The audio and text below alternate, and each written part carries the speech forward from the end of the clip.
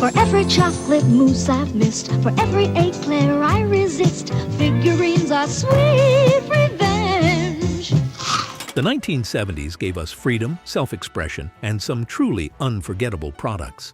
But let's be honest, not everything from that era aged gracefully. Some things that felt completely normal back then would make you hesitate, squint, or even pretend you didn't see them if you passed them in a store today. These were the products everyone used, everyone recognized, and everyone might quietly cringe at now. Number 1. Tussy deodorant/spray. These roll-on antiperspirants are more or less alike, except for Tussy. Tussy has one of the most effective ingredients to help stop wetness, but so do all the others. Tussy has one of the most reliable ingredients to help stop odor, but so do all the others. Packaging that screams mom's bathroom. Tussy deodorant didn't just exist in the 1970s. It announced itself. The packaging was bold, utilitarian, and completely unbothered by whether anyone thought it looked cool. One glance at the bottle and you immediately knew it belonged in a grown woman's bathroom, usually sitting next to a box of tissues, a hairbrush, and a half-used bottle of cold cream. For younger people, using Tussy often came with a small internal debate. You didn't exactly want to be associated with it, but it was there, and it worked. It was the kind of product you borrowed quietly, hoping no one noticed what you were using. Spraying it felt serious, not refreshing, not fun. Serious. Is there a big difference between Arid, Ban, and Tussy roll-on antiperspirants? Yes and no. Tussy 68 cents less? Big difference. Tussy costs 60 cents less. Big difference. Number 2. Tan in a Can/Suntan accelerators.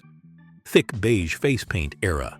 These products promised treatment and coverage at the same time. In reality, they were heavy, chalky, and rarely matched anyone's skin tone. They sat visibly on the face, drawing more attention than the blemish itself, but they felt necessary because doing nothing wasn't an option. Today, the idea of wearing something so obvious feels uncomfortable, but at the time, it was considered responsible skincare. Number 3. Frosting Caps/DIY Highlight Kits. The at-home hair trauma starter pack. Frosting caps promised salon results at home and almost never delivered. The rubber caps were tight, uncomfortable, and required pulling strands of hair through tiny holes with a hook that felt more like a weapon. The results were unpredictable. Some strands turned bright blonde, others orange, and some barely changed at all. The smell of chemicals filled the bathroom, and there was always the fear that something had gone terribly wrong. Today, the thought of doing this yourself feels horrifying, but in the 70s, it was a rite of passage. You sat patiently, hoped for the best, and accepted whatever outcome you got. Number 4. Hair rollers you slept in. Is this the American dream? Curlers on your head, Shame on you, curlers in your bed, shame on you, curlers in the store. shame on you. Leaving dents like a waffle iron.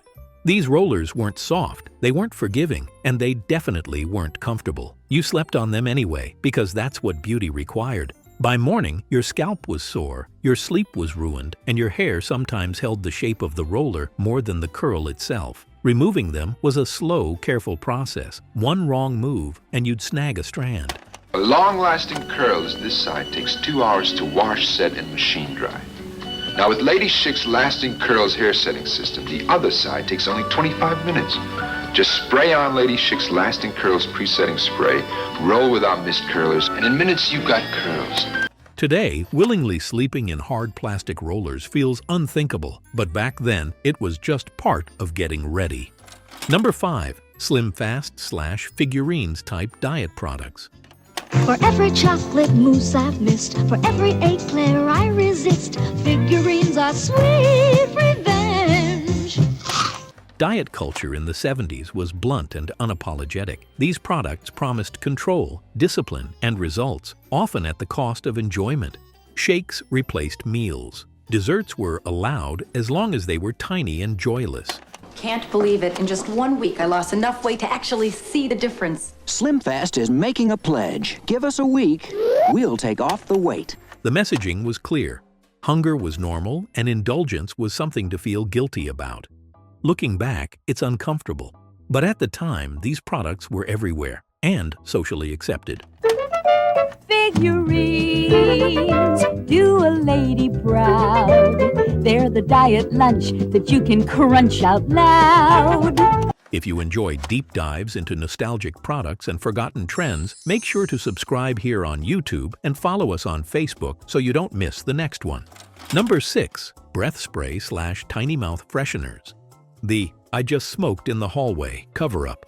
These tiny sprays lived in pockets, purses, and desk drawers. One quick spritz promised instant freshness, though it usually just layered mint over whatever smell you were trying to hide. They burned slightly, hit fast, and faded quickly, but they were discreet, which mattered more than effectiveness. Today, they feel suspicious. Back then, they were essential.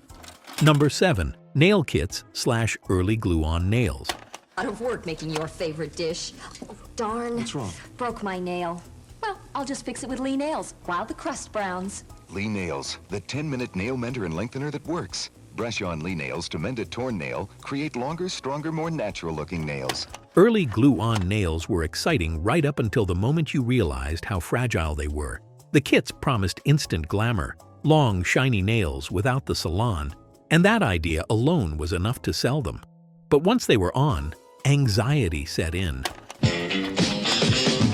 A great way to accent a new outfit. High-fashion Lee nail charms. An exciting way to make any outfit look new, different. Lee nail charms are 24-karat gold-plated jewelry. Not decals, the real thing. The glue was thick, stringy, and unforgiving. You had to work quickly before it set, lining up each nail just right. Too much glue meant bubbles and mess. Too little meant the nail was already loose before you even finished the set. And once they were on, you moved differently. Carefully, slowly. Every gesture felt risky.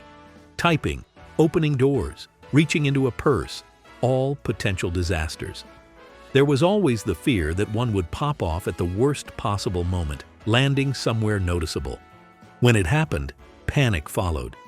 You'd look around, hoping no one saw, scrambling to hide your hand or find the missing nail. Today, nail technology has come a long way, but those early kits were a gamble every time. They looked great, briefly, and then reminded you that beauty in the 1970s often came with stress attached. Number 8. Medicated acne cover makeup. You get a quick tan with QT, a double tan, you see, it tans you anytime, rain or shine when you use QT. In the 1970s, being tan wasn't just a look, it was a goal, and not a subtle one. Pale skin meant you hadn't been outside enough, or worse, that you weren't trying. Suntan accelerators promised faster, darker results, and people trusted them completely. These products were thick, oily, and smelled unmistakably tropical. Coconut, chemicals, and summer all mixed together in one bottle. You applied them generously, usually without any thought of protection, and then laid out in the sun for hours. In Saint-Tropez, almost all they wear is the deep, dark color of Bain de soleil for the Saint-Tropez. Bain de Soleil, Protection 2. The sensation of your skin heating up wasn't a warning. It was reassurance that the product was working. Burning was expected. Peeling was normal. The deeper the tan, the better the payoff. There was a strange pride in how dark you could get by the end of summer, even if it came with redness, soreness, and long afternoons of discomfort. Today, the idea of intentionally speeding up a tan feels shocking. We talk about SPF, damage, and protection now. But back then, tan-in-a-can products weren't questioned. They were part of beach bags, backyard afternoons, and summer vacations, used without hesitation. Looking back, it's embarrassing in hindsight, but at the time, it felt like dedication. And for many people, that glossy bottle still instantly brings back the smell of hot pavement, beach towels, and a sun that nobody thought twice about. Number 9. Colored lip gloss pots. Now, for great kisses, Maybelline introduces Fresh and Lovely Kissing Potion. Flavored roll-on lip gloss. Shines up lips or lipstick. Communal finger dipping. Why? These glosses were shiny, sticky, and shared constantly. Friends dipped fingers in without hesitation, spreading color and germs freely. Shinier, lighter. New powder gloss from Yardley for your mouth. Smooths out lip lines. Makes light lip shines. Smells pretty. Tastes pretty. Stir it up. Stir him up. They smelled sweet, looked fun, and lived in backpacks and purses. Hygiene wasn't part of the conversation. Today, we'd recoil. Back then, no one thought twice. And we want to hear from you. Which of these did you actually use? Or is there one we didn't mention that still makes you cringe today? Drop your memories in the comments. We read every single one. Number 10. Home Perm Solutions. Chemical roulette in the bathroom. At-home perms were not a casual decision. Once you opened the box, there was no turning back. The promise was big. Long-lasting curls, body and style without ever stepping into a salon. All you needed was time, patience, and a willingness to take risks. The process took over the bathroom. Bottles, rods, gloves, and towels covered every surface. The smell was immediate and intense, sharp, chemical, and impossible to ignore. Windows were cracked open, fans turned on, and everyone in the house knew something serious was happening. Applying the solution required trust. In the instructions, in the timing, and in whoever was helping you. Leave it on too long, and your hair suffered. Take it off too soon, and the curls didn't take. There was a constant fear that something had gone wrong, and you wouldn't know until it was too late. When it worked, it felt worth it. When it didn't, the damage was obvious and long-lasting. Looking back now, the idea of doing this yourself feels unthinkable. But in the 70s, home perms were common, accepted, and approached with a mix of hope and bravery, because sometimes the risk felt worth the look. Looking back, it's easy to laugh and cringe at the products we once used without hesitation. They were part of everyday life, shaped by trends, expectations, and a very different understanding of beauty and health. Some of these items disappeared quietly. Others still exist, just updated enough to feel acceptable. But all of them tell a story about a time when embarrassment wasn't even part of the equation, because everyone was using them. And that's what makes them unforgettable.